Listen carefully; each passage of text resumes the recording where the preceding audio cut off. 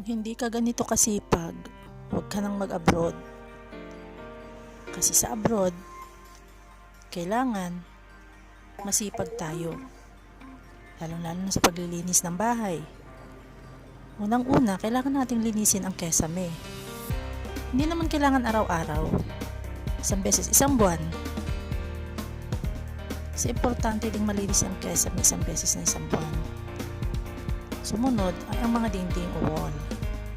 Kailangan punasan ng basang may Dettol para syempre malinis. Lalo puti yung mga pintura. Pagkatapos yung mga window glass naman. Lalo na dito sa Hong Kong, karamihan window glass talaga.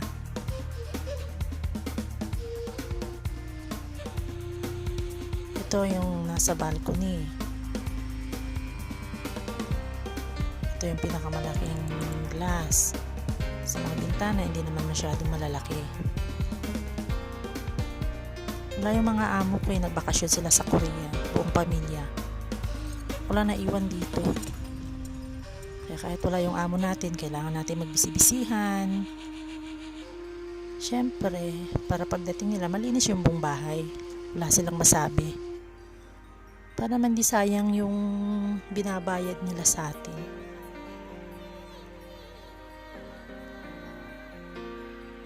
Sayang nga lang, walang CCTV.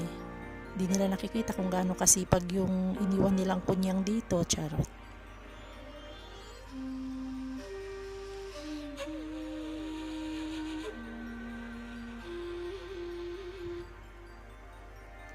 Sa paglilinis ng bintana, kailangan natin maging maingat.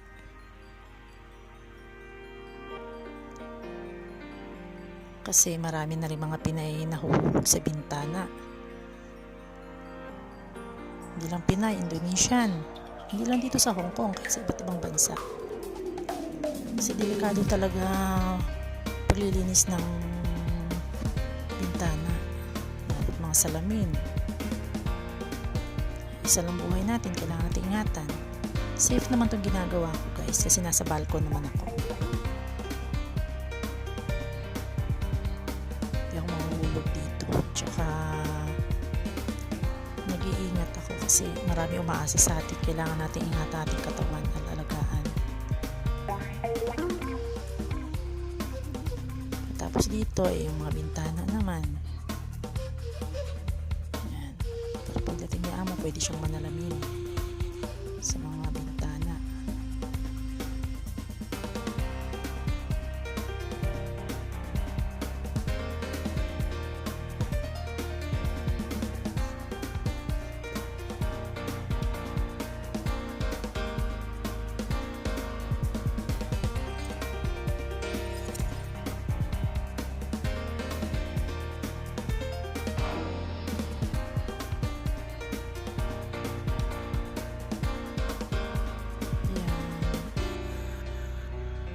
Sipag ng kunyang kahit walang amo, di ba?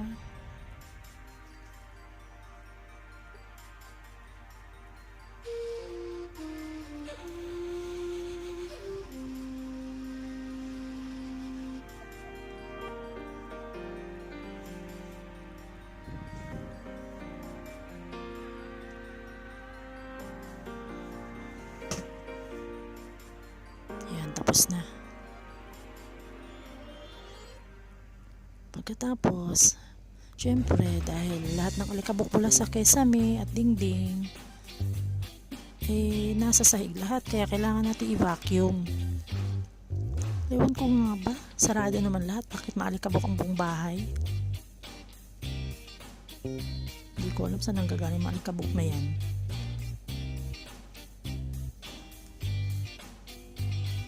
Malayo naman kami sa kalsada, nasa bundok naman kami.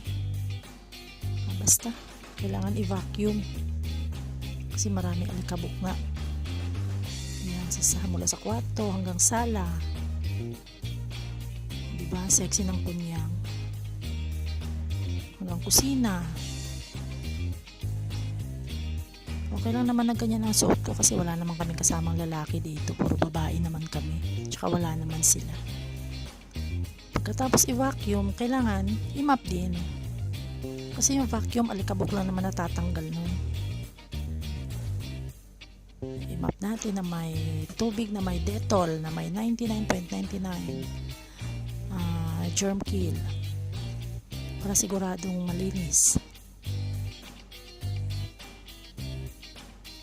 Patay ang germs.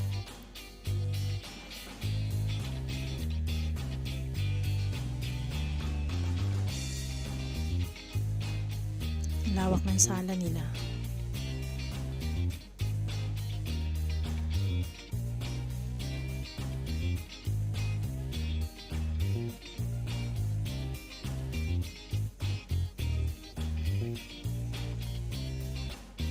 Buti na lang convenient yung map dito, hindi na kailangan magpiga-piga kasi automatic na may pampiga.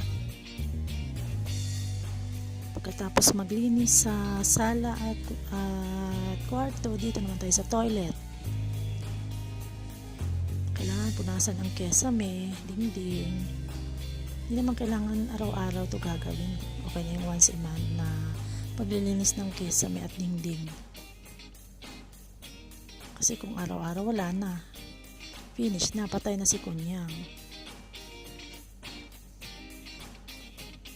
Kailangan kuskusing maigi kasi merong mga itim-itim. Ewan ko saan nanggaling yung itim-itim na yan.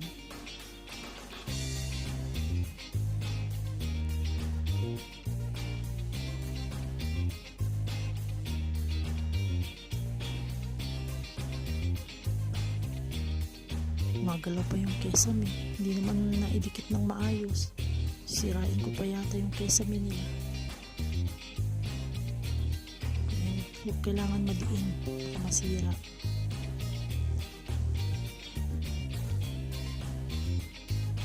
Ginamit kong towel, merong Zonrox yan.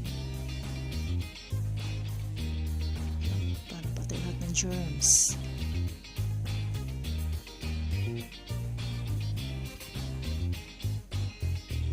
Zonrox at saka konting sabon. Kailangan mag-ingat kasi minsan madulas yung pinapatungan. Sa bathtub lang ako nakapatong. Buti na lang matangkad. Kung hindi, sigurado di abot. So yan, sa kabila naman tayo. 3 yung toilet dito sa amin. Tig-isa kami ng toilet. 3 kami nakatira dito, kaya 3 din yung toilet. Hindi kailangan mag-share. Kaya lang yung toilet nila malalaki, parang kwarto. Yung sa akin ang pinakamaliit.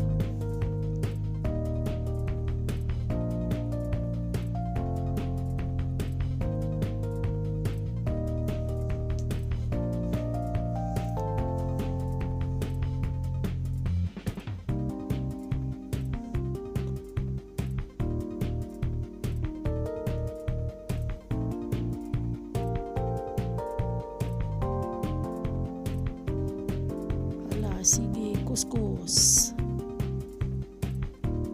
Abroad pa more.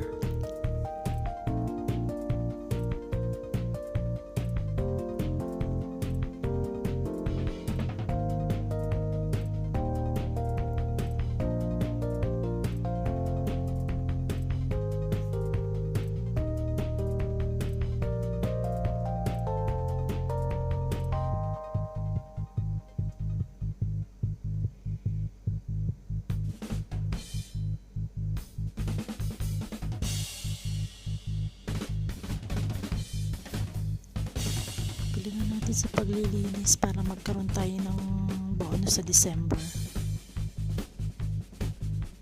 Diba? Kaya siguro wala akong bonus nung December kasi tamad ako noon, charot.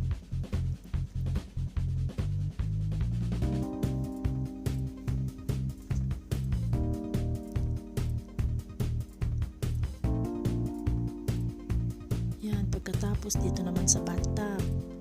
Kailangan araw-araw to kinukuskus, lalo pagkatapos nila maligo. Dumidikit yung mga libag at buhok. Kaya kailangan sabunin.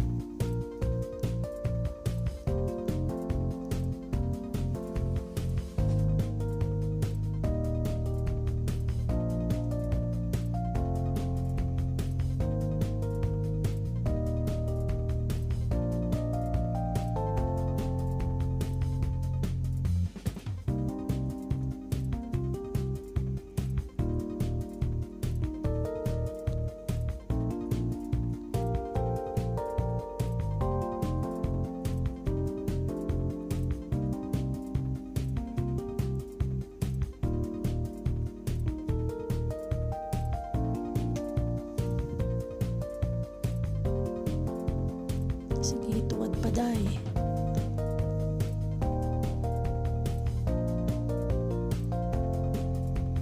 Yan, tapos na. Dito naman tayo sa toilet bowl.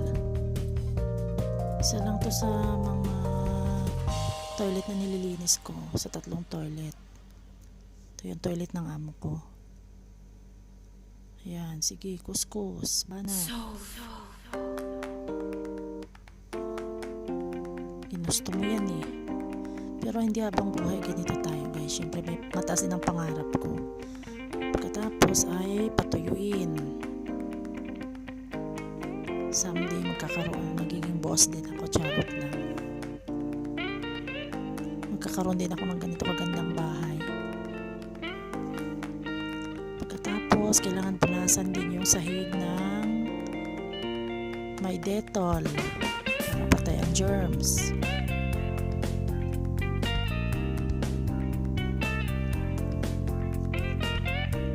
Hindi muna papalitan yung floor mat na yan kasi kapapalit ko lang. Once a week ko naman yung pinapalitan eh. Tapon natin yung basura.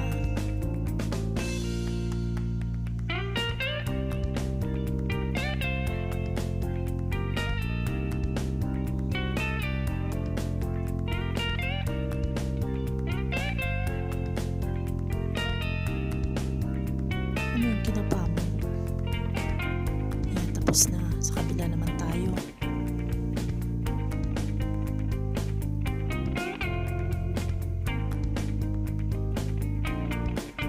Siyempre, habang nagtatrabaho ako, umiikot din yung washing machine. Kaya tapos na din siyang maglaba. Laban-lawan na at na-dryer na din. Ihahanger ko na lang. Kasi hindi siya totally tuyo. Hahanger ko siya ng 1 to 2 days bago tiklopin. Kasi medyo ano siya, medyo mabasa-basa, ay malamig-lamig. Basta kailangan siyang i-hanger pagkagaling sa washing machine para totally dry. Titipidin kasi ako ng kuryente, may dryer naman sa taas, kaso tinutulungan ko din si amo magtipid ng kuryente. Naawa din ako sa kanya. Mamaya maubusan na siya ng pampasahod sa akin sa laki ng babayaran sa kuryente. Charot lang. Kailangan din natin tulungan yung amo natin na makatipid. Para sariling bahay na rin natin. Talaga na mga gamit. Pagkatapos ay tiklopin na yung mga tuyong damit. Pagod na yan, nakasimangot na yan. Walang pahinga yan, tuloy-tuloy.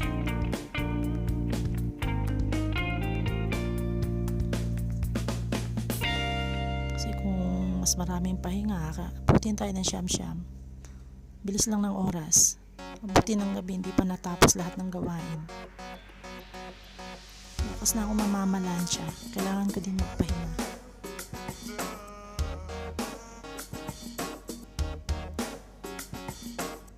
Cellphone nga nalulobat eh. O pa kaya?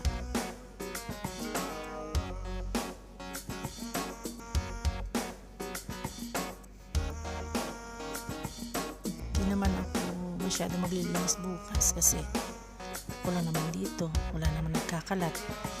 Maglilinis na ako pagka malapit na naman silang dumating.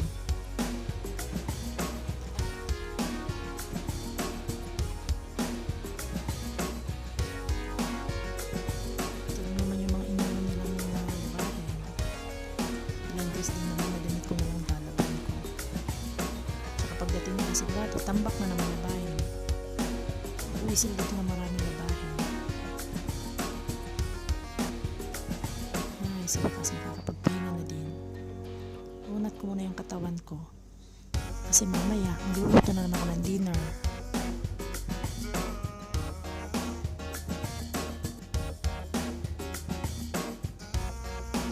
Shhh! Maingay mga tutulog ko.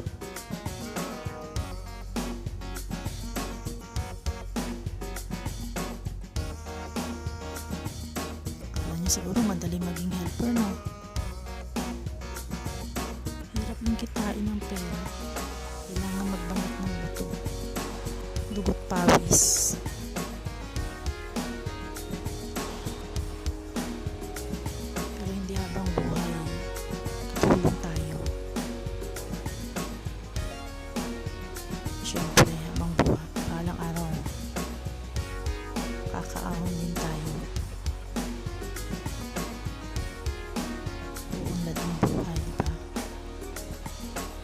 Tiwala